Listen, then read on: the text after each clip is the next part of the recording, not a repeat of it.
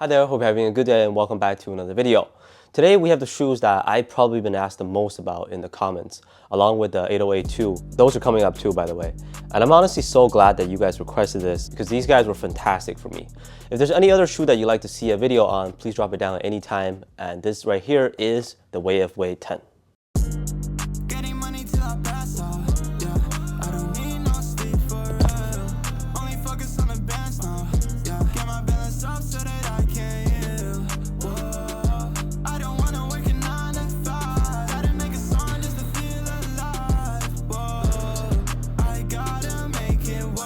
So this one here is the White Hot colorway. In my opinion, the simplest but best looking one. A super clean all white colorway and a tribute to the White Hot Heat. I remember those Miami Heat jerseys in like 2012, I think. I was a hater of the team, but man, those were dope. But obviously it depends on your preference for the look. This shoe is available on wayofweight.com for $225 US. May be different based on your location and currency. I'll leave a link in the description if you're interested. Definitely an expensive shoe. That puts them in a similar price range as like the LeBrons and Air Jordans. But like, what the heck is this? Anyways, are these worth the prices they're going for, and how does the Wave 10 perform on the court? Let's get right into some details. That's the box that they come in. Pretty simple design. D-Wade on the cover, a signature, and a number 10 with the Wave logo on the bottom. On the first look, I think this shoe certainly has a futuristic look to it. There's a pretty big logo and a TPU panel that acts as the caging of the midsole. The materials are mainly a mesh knitted upper. Feels nice and soft in hand, also very breathable. The mudguard is fused and the tongues have a pretty plush feeling as well. The TPU wraps around the back too, a decent sized pull tab on the heel, and flipping over to the bottom, the traction pattern is in spiral or circular waves around the middle and like a herringbone pattern on the top part. I have not played in these outdoors. I'm gonna enjoy these indoors for like at least a few more games. Maybe I'll test out the durability, but I can't speak on that yet. You can also see parts of the long carbon fiber shank plate in those circles that have the years that D-Wade won championships in. And one more thing to mention is that the caging, even the carbon fiber shank plate too, gives you excellent stability, but at the same time, it's not too hard and doesn't add any stiff feeling to the shoe, which is great. There's still a flexible construction.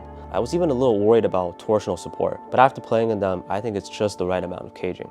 Sufficient support, but not too much where it becomes stiff. Also, the caging didn't add much weight to the shoe. They're 406 grams for my size 11 pair. To give you a reference, that is the same weight as the Nike PG6 for my size 10.5 pair. So the Wave 10 is definitely a lightweight shoe, especially compared to the 8 that I have. These are very light on feet, which is what I prefer.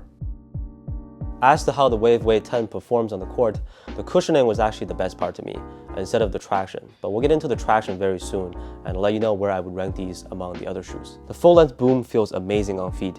It is Li-Ning's flagship technology, and in terms of both softness and responsiveness, this is certainly a top-notch setup. There's a nice compression in the heels, and I would consider these a bouncy shoe as well. The midsole, like I said, is very responsive. Also, you get a smooth transition from front to back thanks to the curve shape. So the traction, before I got them, I've seen a few videos where people said this was the best part. I mean, it works really well. Probably the most squeaky shoe I've ever had. Performance-wise, the grip in the indoor gym, I would say it's A tier. No slipping or whatsoever, but compared to the top traction, like the Luka 1, KD 15, and 2A2, it's not that insane. On dusty courts, they do pick up a lot of dust, but it didn't really affect the grip and it was easy to wipe off. On a clean court is where the traction really excels. These guys are amazing in getting you to a hard stop from whichever direction. With the fit, these guys fit a little bit small. I would recommend going up a half size from your true size in most other basketball shoes, let's say. I'm normally a 10.5 in most Nike sneakers, and size 11 was the perfect fit for me. It's gonna be a little bit hard to put on at first. You might have to loosen up the laces for a few eyelets, but they are very easy to break in, and the core feel is low to the ground. They're about average width, not too narrow or too wide.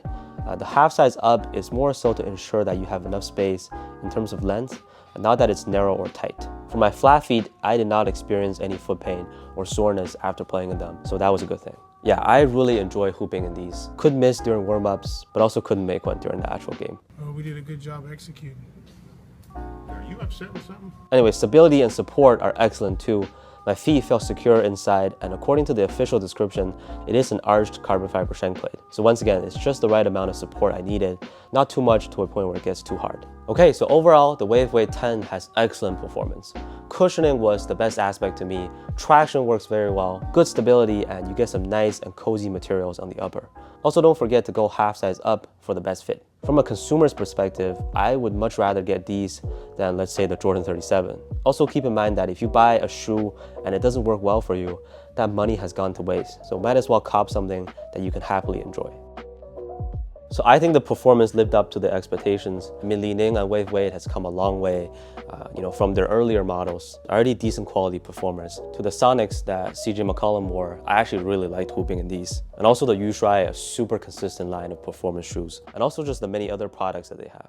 Again, thank you to those who suggested me to try these. The 808 2 is coming up. I was told that the pink colorway should be available soon. Very excited for those. And I'm also just trying to do more Chinese brand shoes in general. Thank you so much for watching, and I'll see you on the next one.